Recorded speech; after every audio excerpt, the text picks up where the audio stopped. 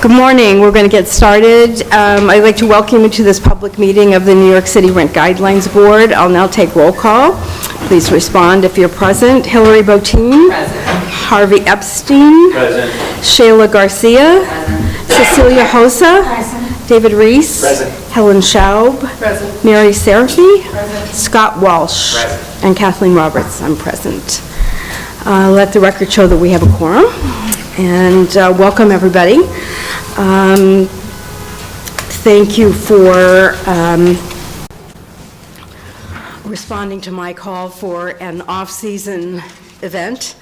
I have had an opportunity to speak to some of you about the agenda. And if you look at the agenda, there are no announcements, so we can move immediately to board discussion. The three items that are here are not necessarily the order we need to address them. They just were kind of my categories of things that sort of captured in a global way what I'm understand that a number of folks would like to talk about. So let me just kind of tell you what the three items are, at least in my mind, and then we can talk about what order to discuss them in, and also add anything that people want to talk about.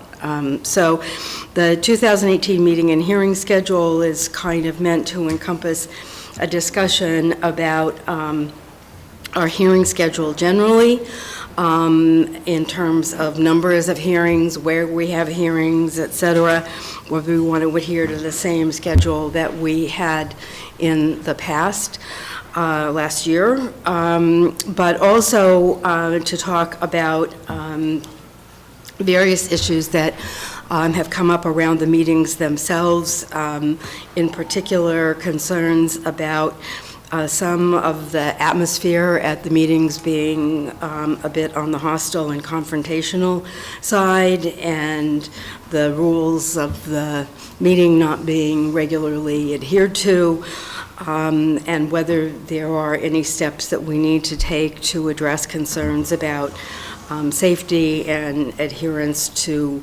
the rules, and generally sort of maintaining a bit more sense of order at the public hearings. The research agenda is really very broad. I think we've all talked about the fact that there are various areas where we feel it would be helpful to have additional information, either developed by our staff or obtained from other agencies, in order to better inform our decision-making process. So I wanted us to have an opportunity to sort of talk about what kind of additional research we feel would be helpful in terms of addressing some of the challenges that I think we've all identified with respect to setting the guidelines. And then related to that is options for what I've described here as alternative renewal lease guideline adjustments, but the whole notion of doing something that would be more tailored than one size fits all, and what that would look like, what information we would need to pursue that, if that seems like a road we want to at least explore.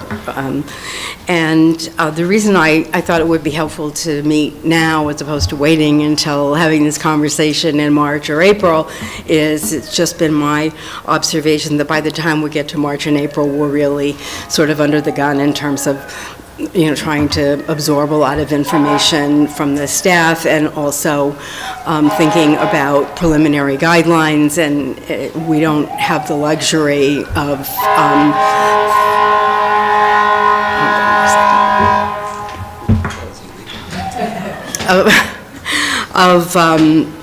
thinking about these topics and then having some lead time for follow-up. So hopefully, whatever we come up with, we'll have a reasonable amount of time for the staff to follow up or for us to have an opportunity to consider some of the ideas that we come up with. So that's that's kind of my bucket list, but if they're either within those categories or in addition to those categories, anybody has things that they want to talk about, then I'm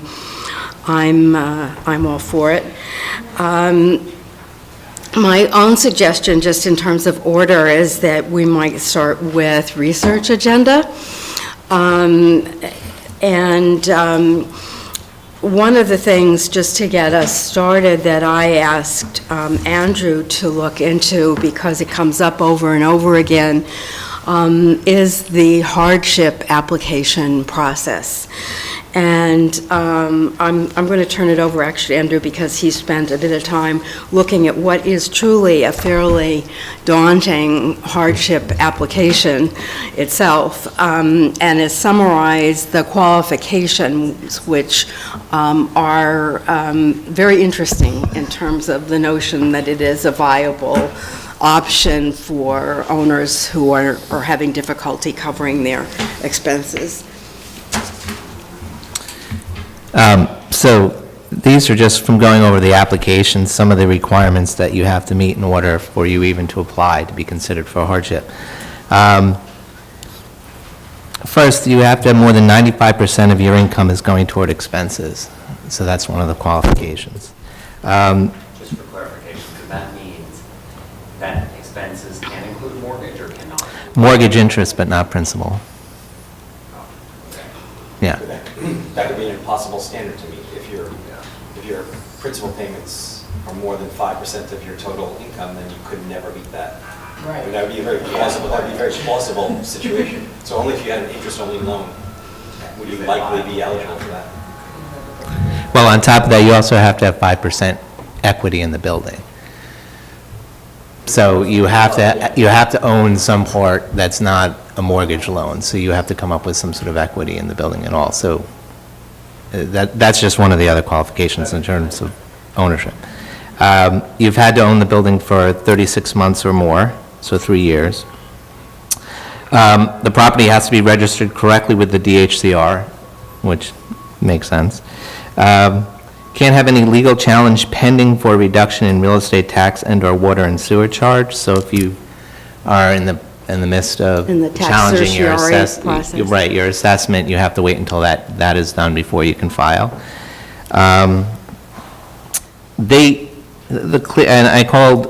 have a call in about DHCR about this, but they asked you to list your outstanding building code violations on the building, and you must have an explanation describing the violations, what is being done to correct them, and the approximate date that they will be corrected. It didn't implicitly say if you have building violations that they would reject the application, but it seems to me that if they're asking for those, there's a reason, but I'm not quite sure, so I need to get clarification on that. And income includes not only rental income, but the abatements you would get for 421A or J51, any credit to the real estate taxes, including scree and dree. Also, any rent concessions for apartments occupied by owner, building employees, and/or relatives. That'll all be considered part of the income. It also includes, if there's a vacant apartment, for any period of time, you would have to include as part of the income what that apartment would be renting for if it was occupied as well. I guess the theory there is you're taking it as a loss. Section 8 rent subsidy is also included as part of income. And then, once you get through all those requirements, the maximum allowable rent stabilized income in a building is based on that 95% expense ratio. So what you're applying for is to get to that 95%. You can't go below that amount. So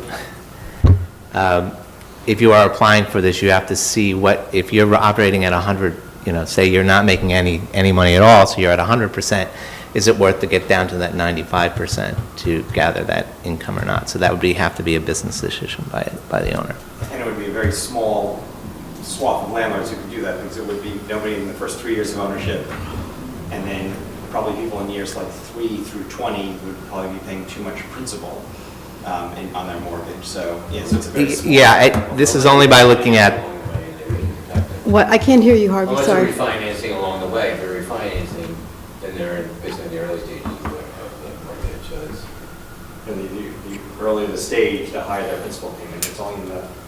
No, other way around. I'm sorry, so the higher the interest payment, that's right, so. So if you refinance, then that's when you're in that situation, that's Refinance, okay. Can I ask, how are these criteria determined? Is it a regulatory thing? Is it just on the discretion of DHCR? and that's my other question to them, is I always thought it was part of a regulatory, or even part of the, I'm not sure that DHCR can make these changes without legislation. I could be wrong about that, I don't know. But their claim is that the hardship is always something that's what it is, and I'm not sure at what point that the agency itself can make changes, but I could be wrong. It might be regulatory. I mean, it could be regular, I don't know. That's my other question for them. I'll have to ask them where this. So the question And is... when it was, and I don't know if anyone has the spirit of the idea of why these requirements are here too. I'd love to talk to someone saying, well, where is that 95% established? Yeah, Is that- and where is it coming from? And where is that coming from? Because it seems on the surface that that's very difficult to reach, and I don't, but maybe I'm missing something. I'm sorry? I would love to take comments if I can answer that question.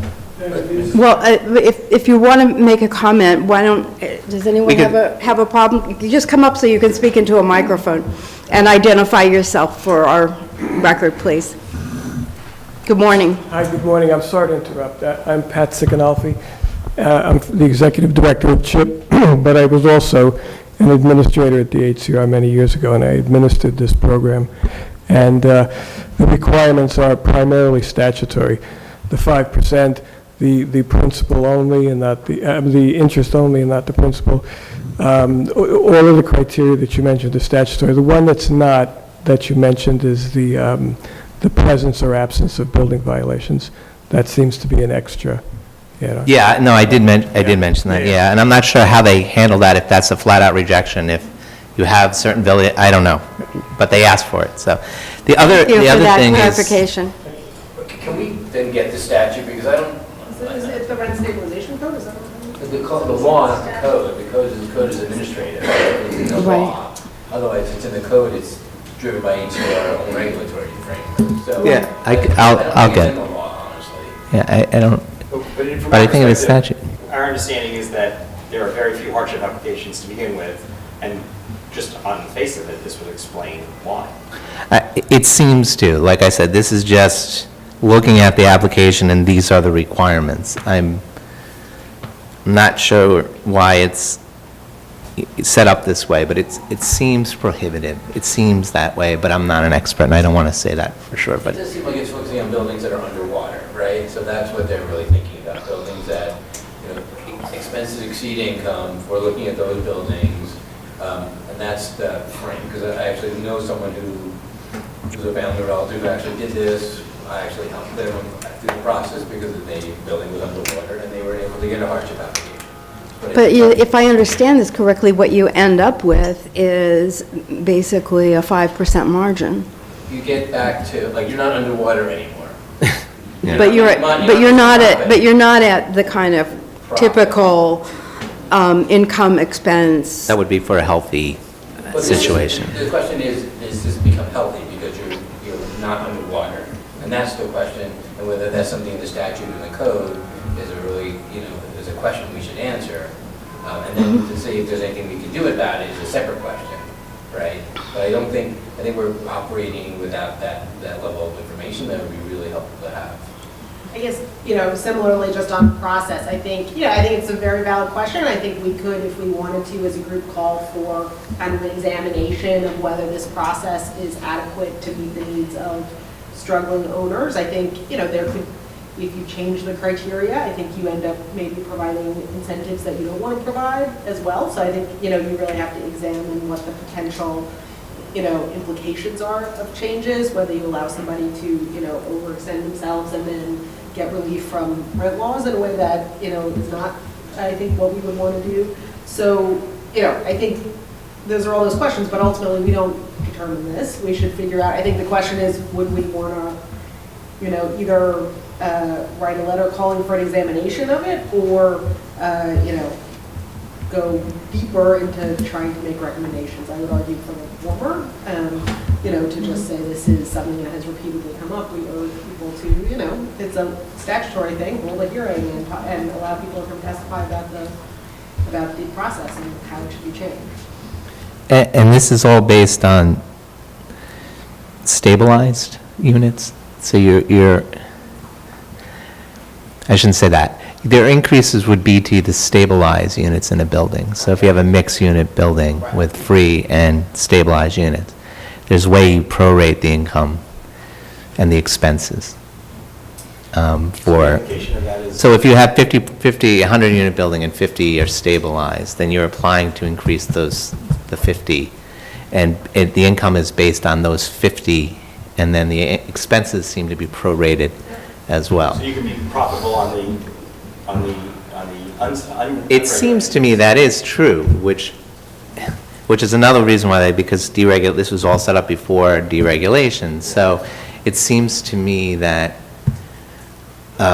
if you have a mixed-use building and you wanted to raise rents on stabilized apartments, if the income is generated by those 50 units is less than the other 50 units, and your expenses are prorated for 100 units, which it is, because you don't separate the expenses, they're all for the whole building, that you would reach that 95% easier for those stabilized units, which I thought was a bit interesting. I also think we should think about, are we looking for a solution that doesn't exist where there's no problem that we're looking for a solution for? Like, is there a universe of owners who are, but for some minor change in this, would keep their buildings afloat? And I don't think we have the answer to that question either. So if we're going to dig into this conversation, we should figure out more from HCR, how many owners have approached them about this? How many owners have applied and haven't qualified? What is the universe of owners who, if it was at 92% versus 95%, would make a difference? I understand why actually interest is calculated but not principal, because this isn't about principals. Ends up being more profit for an owner because they pay down on principal, they own a higher percentage of equity. So the question really is, what energy are we putting into it? And so I think Helen's point is really important about maybe this is something someone should look at and explore it, but I think the question really we should figure out is this the most pressing issue before us, and what energy we want to put into an issue like this versus the other issues we want to grapple with? Well, the reason that I thought we should talk about it at least is that repeatedly when owner representatives or landlords have testified, the question has been asked, have you made a hardship application? And the strong suggestion has been, if you haven't made a hardship application, then, you're not really hurting.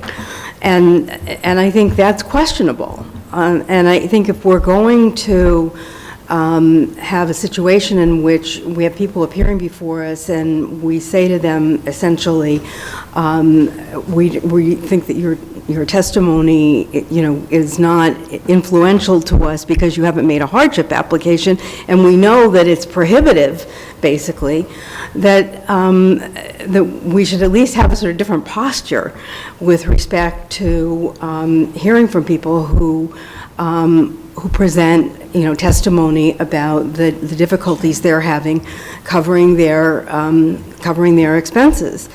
So that's what concerns me, is that at least, and why I want to understand more, because it seems to me that the posture has kind of been one of challenging the testimony of owners or the credibility of their testimony if they haven't made a hardship application. I'd like to say, though, I disagree with that a little bit on behalf of the whole board. I would say, I think the tenant representatives, that's often their posture. I think that's fine. They're tenant representatives. I think, owner representatives might also ask, have you applied for SCREE or have you applied for DREE, right?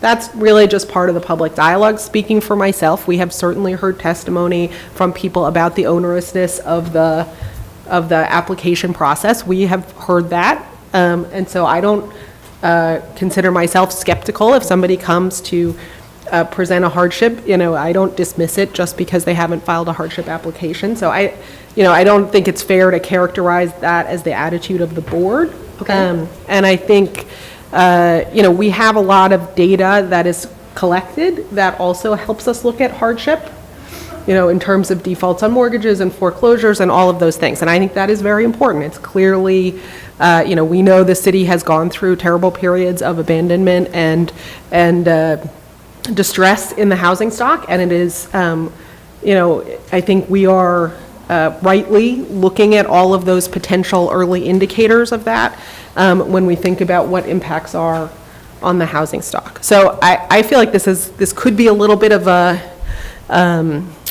diversion. I think, like I said, I would totally support if the board wanted to write a letter as soon as we figure out who we write it to, whether it's an administrator or a legislator, to say that, we encourage, a public process to examine whether this hardship application really meets the needs of owners who may be struggling and, meets the needs of the state. I think that would be a fine thing for the board to do, but whether it's worth us actually trying to determine what would be a better hardship application process, I'm not sure that is worth us doing. I think, it's rightly in the hands of the people who get to make that decision. I think I agree with Helen that writing a letter saying, let's rationalize this process, I would totally support that. It does seem beyond our jurisdiction to maybe have an opinion about what the process should be, or beyond our expertise. But I think maybe we should also ask HCR when they come present to us that they be prepared to describe this process, tell us about the numbers, give us a kind of a qualitative assessment as to what this is intended to achieve and whether it's achieving that. And that would be helpful for the reasons that Kathy indicated. Can I also suggest that we get HCR in much earlier? I would encourage early in the process, because there's information that we need from them that we don't really get. The issues of, we've been talking about these 10 or less unit buildings. We don't even know the universe of how many rent-stabilized apartments are in those buildings.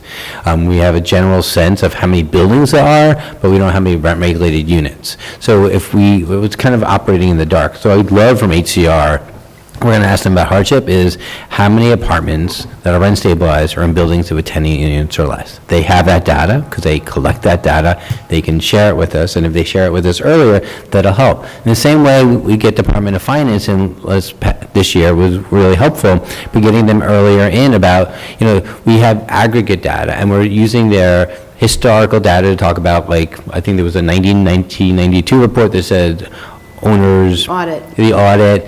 They came in this year and they said, well, we're just assuming, we're capping expenses at this, so if someone puts in expenses higher, we're not including those, so we don't really have good data from them, which we rely on. So they can tell us how many buildings where the incomes that they're submitting exceeds their expenses. Like if someone's submitting income and expense data to them in buildings that are 11 units or more, we actually can get data because they're collecting it. We're not getting that data in a way that's useful for us. And there's a lot of ways the Department of Finance data could really help us figure out what we're trying to do here. And so those are the most important agencies to me right now because they have the most information that we don't have access to. Well, just to answer your first part of your question, Harvey, on June 21st, which explains the lateness of this data, but we did write a memo explaining the number of units that are in buildings with 10 or fewer that were registered with the HCR, and so we do have that data. How many units is that? We have roughly 17,000 units that fall into that are stabilized. So that's a teeny percentage of the total stock. 17,000 out of 1 million. So Or it's 900,000. one, depending who you ask. 2%. 2% of units. And I can recirculate this memo. So that's there. And we do get information from finance every year that we published about distressed buildings, and that's how we define distressed buildings, if their expenses exceed their income. So we do give that every year, and the number of buildings that fall into that category. So we do have that information. When they came and we asked them, they said they equalized the data. They basically, I remember their testimony saying, we don't collect, we don't know if people are over-reporting or under-reporting. We're just kind of equalizing it based on what general expenses we have for a general building. This is what we're going to use. So my memory, or at least my understanding is, they don't share us that aggregate data. No, we get the raw data. They make their changes to do their assessment.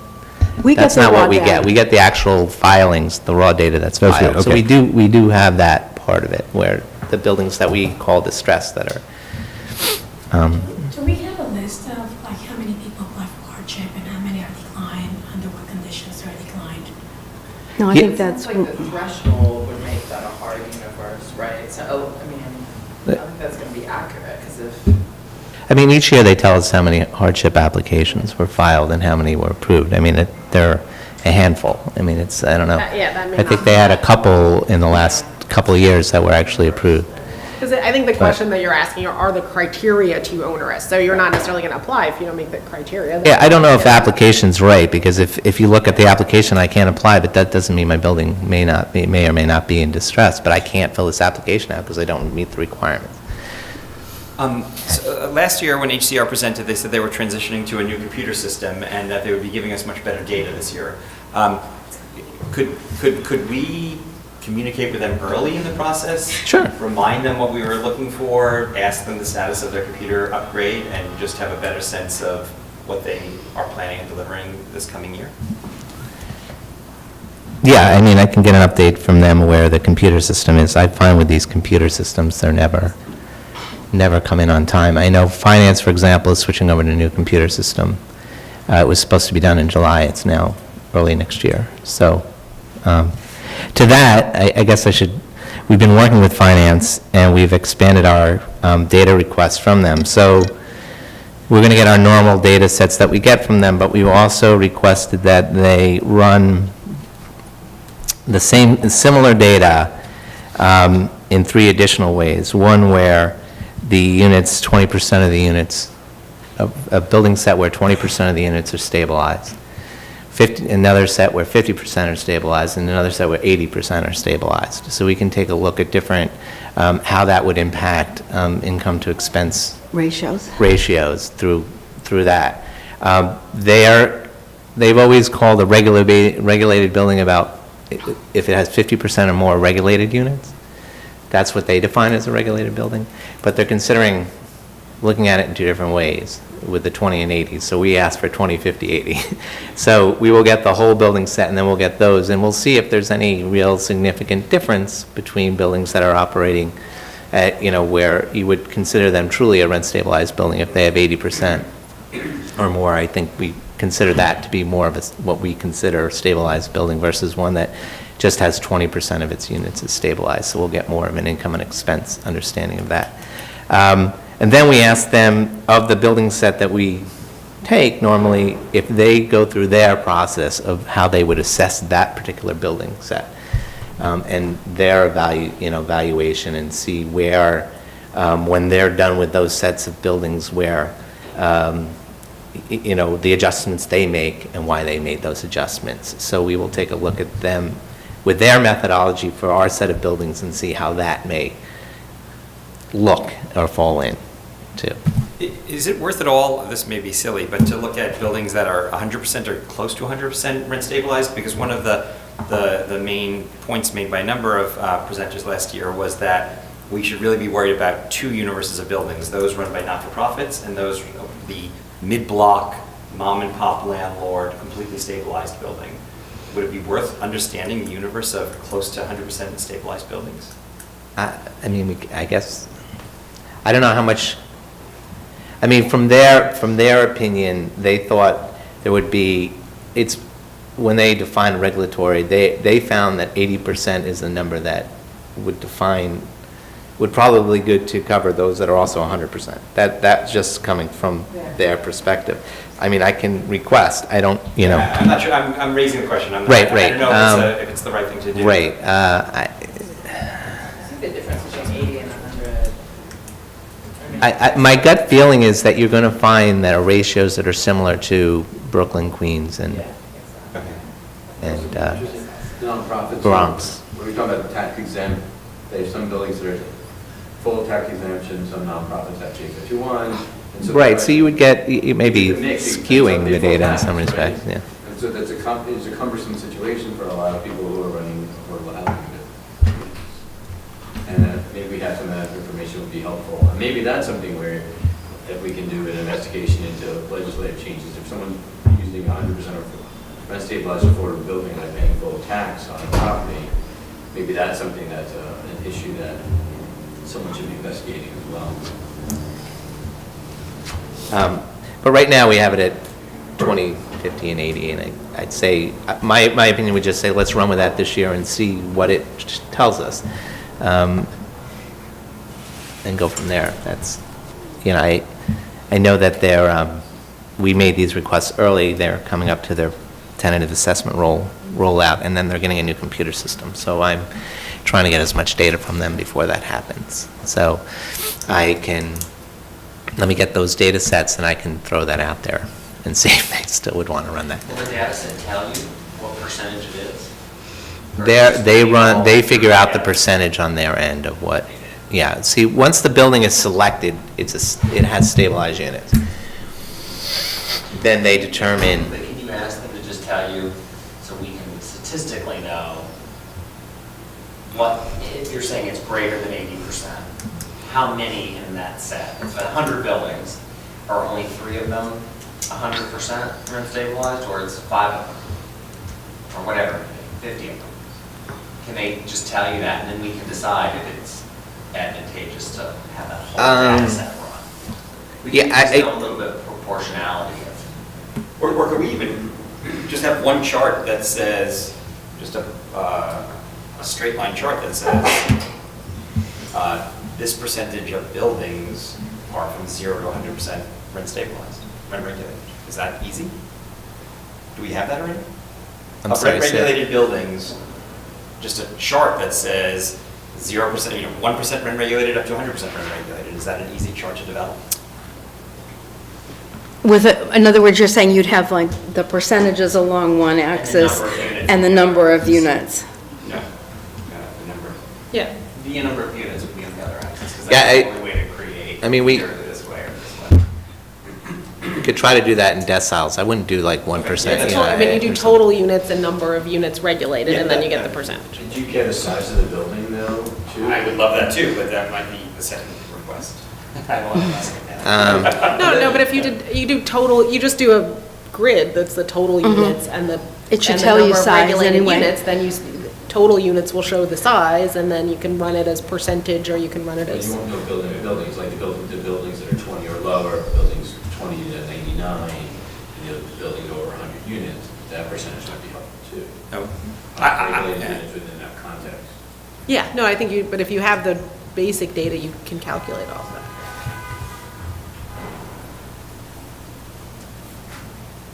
So what's on the y-axis? So if this No, is I think you do total units and, total units out of the city's total, no. You mean total units by building, Total units regulated by building.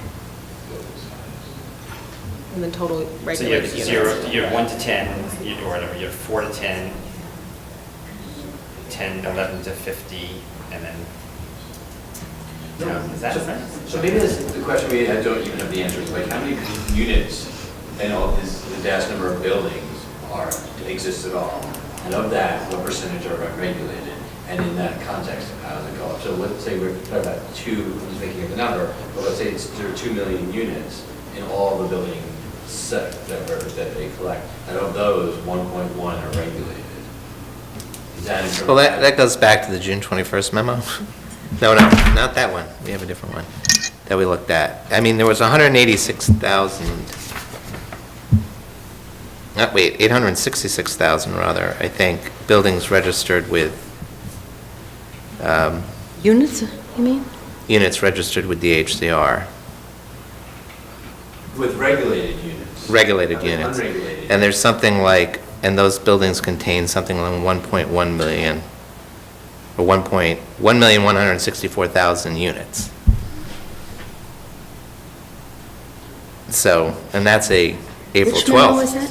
Memo. It's, Wait, say the variables again? so there was, in all those buildings that are rent stabilized, that, about 1,164,000 units exist in those buildings. 1,164,000. Yep, and about, I believe, 860,000 of them are registered with the HCR as being stabilized, something along those lines. Yeah, This 868,000. shows you the delta of improperly registered units. Is that the delta between these two numbers? No, it's the deregulated units. Oh, they include deregulated units and maybe units that aren't registered for, yeah. Either, that would be the delta between those two But numbers. those Yeah. are buildings that aren't registered, like, maybe you should, or J51 or other issues, that's not. Yeah, there could, I'd have to see where the data source is. But I think we could try to get to those breakdowns if you want those breakdowns. Does someone cross-reference the, like, 421A, J51 data with that data? To see, like, buildings that are getting 421A or J51? Is there some cross-section there? I'm sure that those buildings are on that building list. Not the way that it was used in this memo. There wouldn't be a way, I don't think, to cross-reference that, but we have had finance run by the request of board members in the past, running I&E data based on 421A buildings. We either took them out or just ran it on the 421A side, and it almost came out in the end because they were paying less tax, but their expenses were higher. The ratios were very, very similar. It was interesting. But that you're asking something different, but we raw data can. from HCR, right? That you can share, but you get the raw data. We have an agreement that you get raw data. We have not entire files, but we have files, yeah, we have registration files from them, but we don't necessarily have all the information that's in all the files. Do you also have the J51 and 421A raw data? It's only, from the HCR side, if they tell us that it's registered that way. But But, HPD, that stuff is all public, J51 and 421A. right, it'd be and finance needs to know because they're running it. So Right. can you cross-reference those two? We could try to do that. But what are you trying to get at the end there? I'm trying to separate, like if this universe is 1.1, is that the universe? And second of all, how many of the 1.1 unit buildings are also in it because of 421 or J51 or some other expiring provision? So there might be 421A, if we have, of the 1.1, 300,000, just a number, is 421A units. That's good information. Yeah, I'm not following where you're going with that. He wants to know the number of units that are actually in buildings that are getting 421A. 421 and J51. And/or J51. All right, so there is data already in It the, should be any subsidy. there is, Any subsidy. Right. well, there is data, Raw. Wait, we get a regulatory agreement information Yeah. too. Because I don't know how many units are in that universe as well. Right. there is data that's published every year that has the number of 421A and J51 units, but the number of J51 units, do they have the number of units or the number, could that include more than one J51 in a unit? I can't remember. I know that there's public files published by Department of Finance that list the buildings that are getting J51 and 421A. Yeah. The issue, and we might be able to get different data from them directly, the issue with what's published, we don't have a way to geocode things unless they provide the block and lot number, and then we can use the block and lot number. But if those lists only include an address and we can't get the block and lot number, I don't have some sophisticated computer that can geocode or whatever you call it to match up addresses which are written differently, or we know buildings have multiple addresses. It has to have the block and lot, and that's the only way that we have to match things up. So But- unless we have that, But the number of 421A units are there. They already report that, right? The number of 421A units are reported each year in the tax report. Right. So that number is already run, they already have that number. The J51 becomes more complicated because it's the number of units with J51s on them, and there could be more than one J51 unit. That is also reported. But they have number of units and then the total number of J51? It has the number of units. I think what Harvey wants is not just the total number of units, but to see if it's correlating to DHCR records, which is much more complicated. He's saying, like, in the DHCR file, is this an accurate representation of every building that has a J51 or 421A? Now, the second question to that is, if they're not registering it, are they following the rent regulation rules? And if they're not following the rent stabilization rules, it's effectively not rent stabilized anyway. So they could be not registering it and following the rules, they could not. We don't have a way of saying, but if they're not following the law regarding rent stabilization, then regardless of whether they're getting the abatement, it's irrelevant because we're not affecting them because they're not following the law. I think it makes it even harder for us to think about alternatives to rent increases in the future and what those categories would include if we don't have data that's accurate around some of these specific things.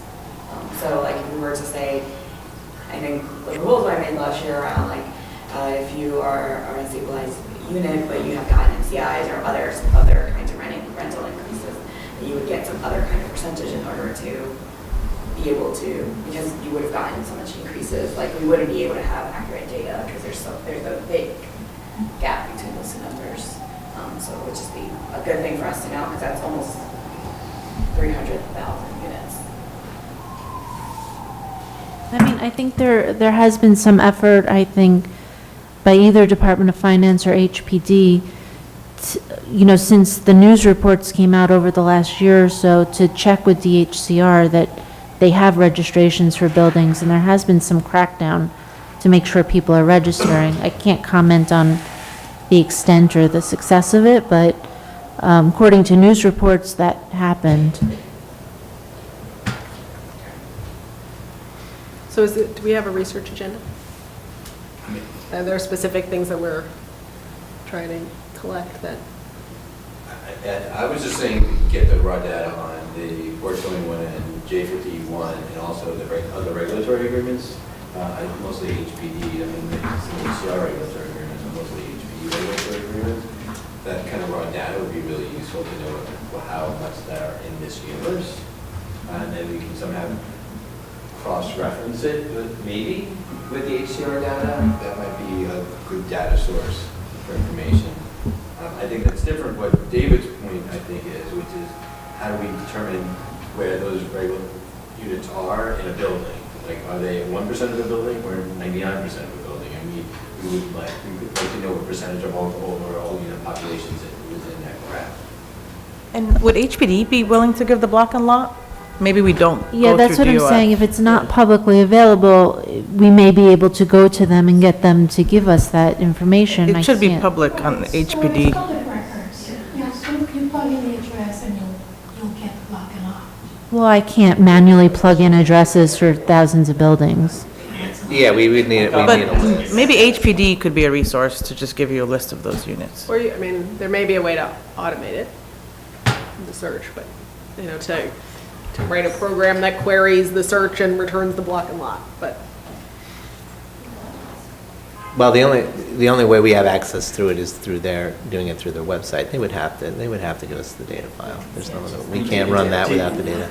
Department of Finance already does that, has that functionality on their website, so yeah, they'd have to give the data, but it's hard to imagine it doesn't exist.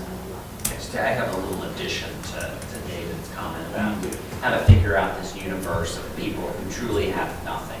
They have no tax abatement, they have no retail in the building, they have no parking income, because I think we get into this constant thing. People may be better off and worse off than we can tell, because there obviously are buildings that have extensive parking lots in them, that the parking lot may truly goose up and make the whole building viable.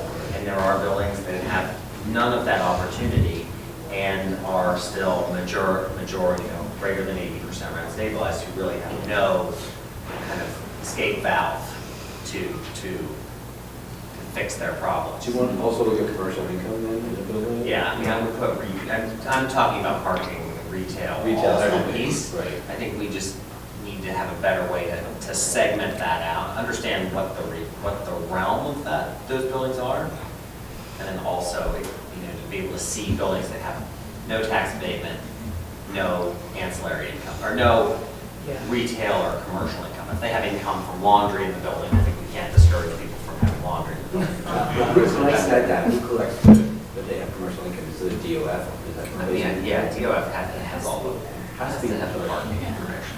So that, can we break that out? Do you collect, you get that raw data that you can? We don't get, we're not allowed any of the raw data from, what we get from finance is summary raw data. We're not allowed to get the file. They won't give out the file. Can they Because there's separate privacy in out there. commercial income? Do they separate out the commercial income? We have data that separates residential and commercial. So what we determine is we have data that, and if you'll recall in the INE, we report about residential only buildings, where we separate the income. I don't know if we get down to the laundry level or not, but yes, we separate out. So we do have files that will show that, but I can't, those don't speak to them receiving any sort of Abatement. and tax abatements. We don't have that. So we'd have to ask them to run files that would give us summary data on, we'd have to take that group out of that are getting the abatements, grab that group, and then we'd have to have them run the ones just receiving basically rental income from the apartments, not commercial. Yeah. Yeah. I mean, that's- So the idea is to determine whether and to what extent there are sort of no opportunity buildings out there. What is that? What does that universe look like? And couldn't one then imagine that would link into the last question that is on the agenda? That you could imagine saying, once we identify this universe, we could imagine having a separate rent increase for that universe. We could imagine, not saying that we would do that, but we could imagine doing that, and that would be rational. Is that? Yeah, I mean, putting aside what I know is partly on Helen's mind, if I can speak for her, sort of the administrative complexities of doing a tailored or, specific kind of guideline, I think it's definitely correct that if we were to do any kind of tailored approach, we would necessarily have to have some data to support it.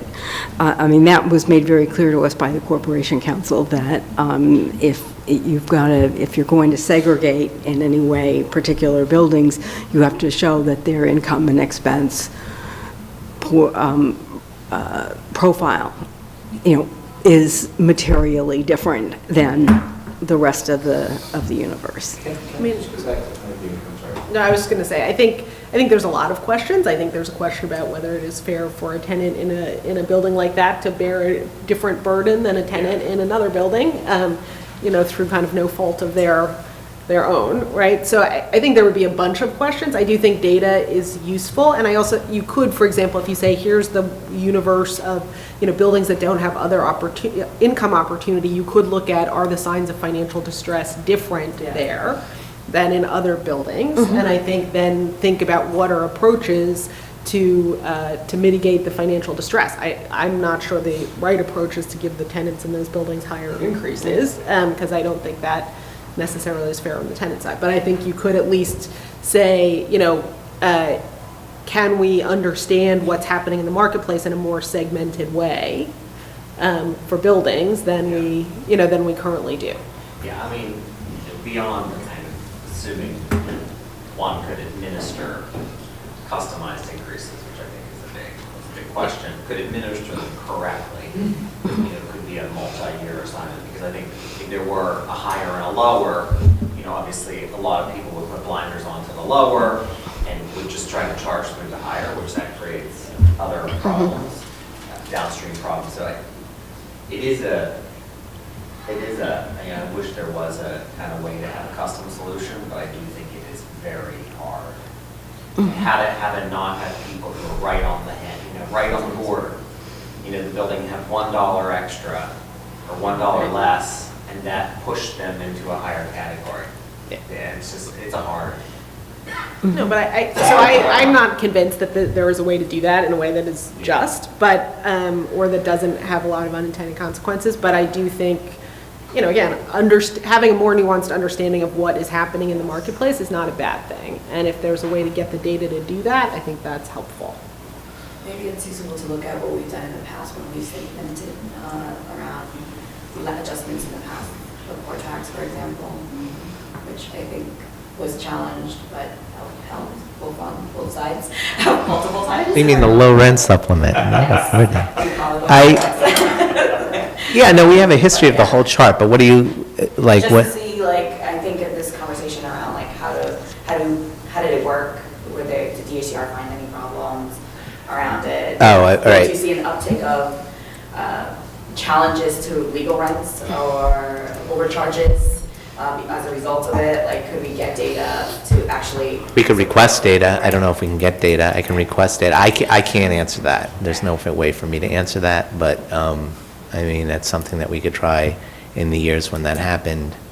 Were there uptick in, I guess, overcharge complaints but then you would have to know whether the result of those were in favor of tenants or not in favor. I mean, just, you know, an inclination of just charging, you know, filing because it's a lot, you know, versus whether they were actually given the overcharge. I guess that's really what you want to know. That data around, like, rent reductions that were. You know, I shouldn't say that. I guess we could, Yeah. I mean, they've been coming and giving that list of questions answered for probably a dozen years. So we could go back and line it with, I mean, we can go back to 08 and 09 when that happened, and I think it was, 09, 08 through 10, and then I think it was again in 12. We could see if there were upticks. I mean, we could try to match that data to the year. Let's do that first and see if it shows us anything, because they do say the number of overcharge complaints, and that, I don't know if it's great. I have to see what we have, but we could take a stab at trying to show that. And we're looking at data points, like, I know they give us aggregate data on MCIs about, you know, if we could get more granular on that data too, it would be really interesting, because I think the flip is true, like, there are owners who are, you know, tenants may, what do we do, 1.25 and 2 this past year, a rent increase, but if tenants are paying a 6% MCI, for the last 4 years they're paying a 25% increase because the MCI costs. It'd be interesting to look at that as a data source as well, not just how much, you know, $300 million were approved last year for MCIs. That's a big number, but like, if we can kind of de-aggregate it, it's like, you know, where we see these happening, is it in buildings that are big buildings, or buildings that have large numbers of rent stabilized units or not.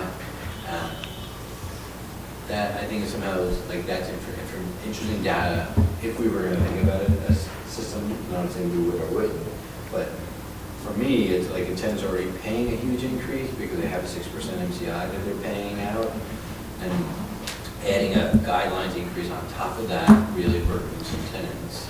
The rents could go up 20, 30, 40% over some period of time. That's a really different situation, but a tenant isn't, you know, 1% increase might be different for a person who doesn't have MCI increases or other increases versus other ones that do. I think though, with the same note to that though, we would have to look at MCI with the age of building, because we have very clear data that gives us the kind of pre-war versus post-war buildings are more expensive to run. We constantly get people coming in, the co-op lady, and you know, all the people who present data on that. So it would be helpful for me is to almost kind of to see if there is any predictive quality, because as the housing stock age, if there is reasonable to see $300 million a year in MCI because the housing stock is all averaging 75 years old. Or, you know, that's the correlation, and then we can see if we think there's a break in this at some point in time.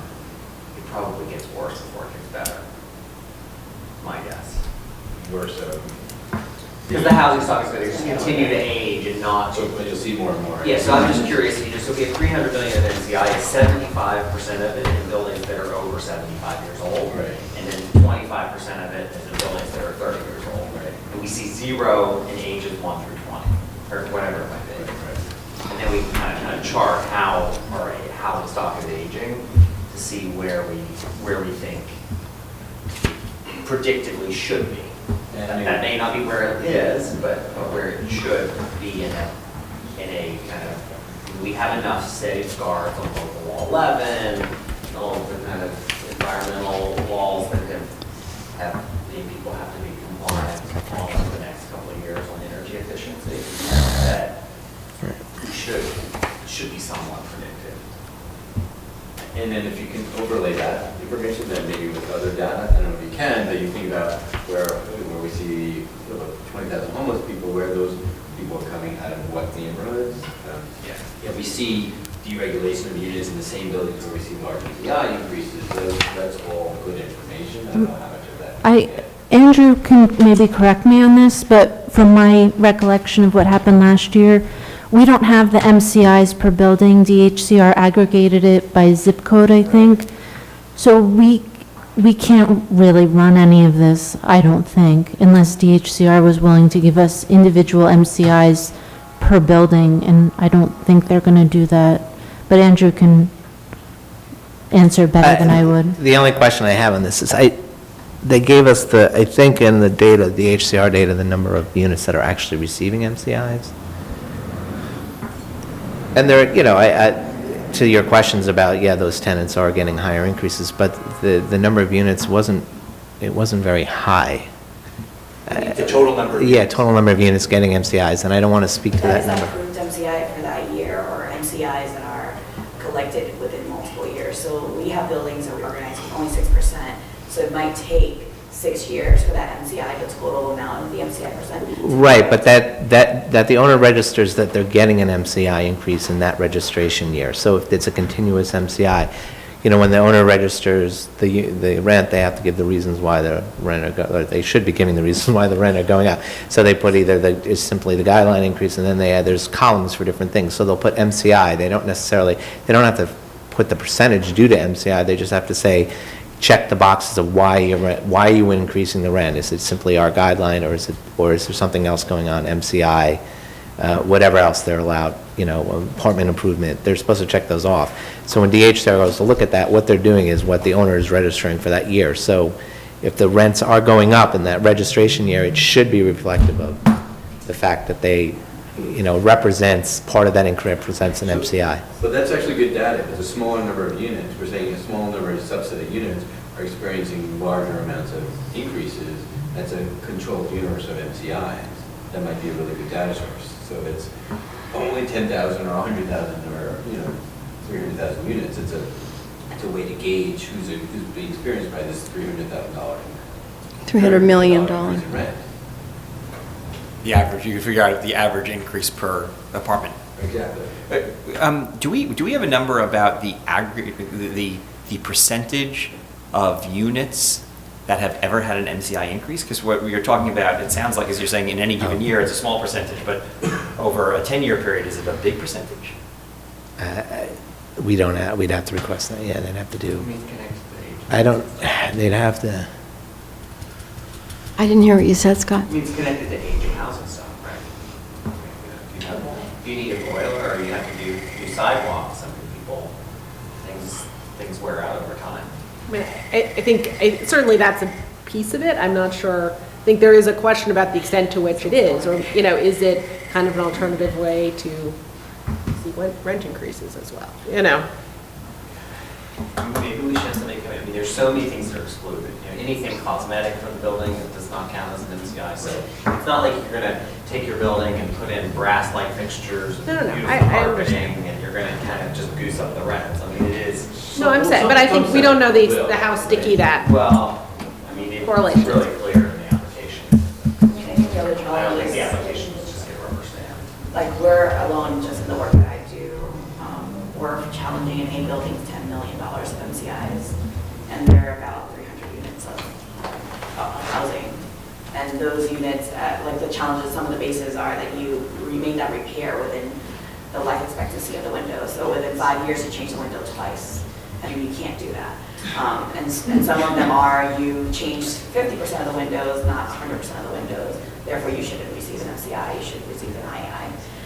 And so some of that stuff, I think, that's why I asked that question about how do we know if people are self-reporting, which in the buildings that we're fighting NCIs in, they didn't check the box saying the rent increased because of an NCI, they just said the rent increase.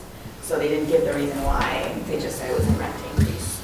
And so, like, does DHCR go back and say, well, you said there was an increase, you have to justify your rent increase? I don't, right, or there's an NCI application, like, I don't think that happens, and so I do feel like that is something just to, like, flag. Right. And we represented buildings, like we represented a building on Central Park West at 57th Street, where there's 100% stabilized building units left in a, considered a luxury building, and they're spending millions of dollars on cornices, and they get NCIs, and they're getting millions of dollars on the carpet in the lobby and fixing the, like cosmetic issues. That's, they've seen in the last 3 years, I think $600 increases just on NCIs in the last 3 years, and on an average rent stabilized unit there. So there are, where the landscape of rent stabilized units are some owners who are like, yeah, I got to fix it, I got to do the pointing because I got to do the pointing, and there are owners who are going to do it for other reasons. So I think we just have to be mindful that there's a wide variety of units out there, which buildings for rent stabilized units.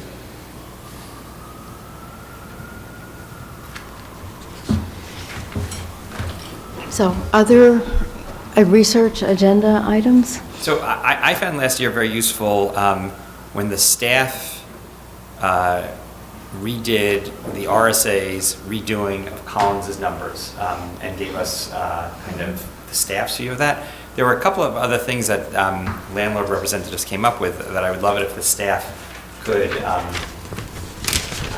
review and give us their view on. One was the return on equity numbers that I believe the RSA provided, and comparing it to other markets nationwide. And the claim was that New York landlords had a dramatically worse return on equity, return on investment, return on equity, I think, than landlords in other markets. And so kind of evaluating that and determining whether that's driven by rent stabilization regulations or it's driven by other factors. And then there was the other guy who came at the Lower Manhattan meeting, and I didn't really fully understand the data that he was presenting, but I would love it if the staff could kind of educate us on their view or provide their views on his analysis. You said that he comes every year, and I don't really.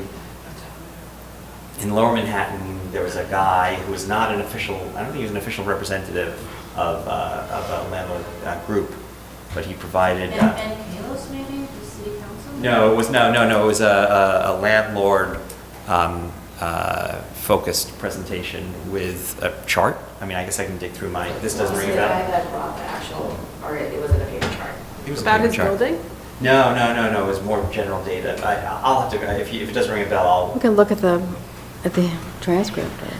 Just look at the video on YouTube. Yeah, watch the video. It was towards the end. it was towards the end, I think. This doesn't ring a bell, Andrew? Usually, everybody testifies, I'm immediately, bring it up, but That is all the presentation about the tax assessment. it does ring a bell, a very tiny one, Yeah. like, And I couldn't evaluate. one of those app phone bells, not one of the church bells, but it's there. I couldn't We could go to the evaluate video. We'll, yeah. if you know, send, but we'll look, we'll I'll find it, look but at if my you have it in your notes and you can just send it, that'd be great. Did he hand something in? We would have that. It just gives a chart. He gave you a It was chart, a okay. presentation about how the taxes were increased because of the tax assessment. So here's the chart. Okay. All right. Does everyone have their mics on? I forgot to mention that.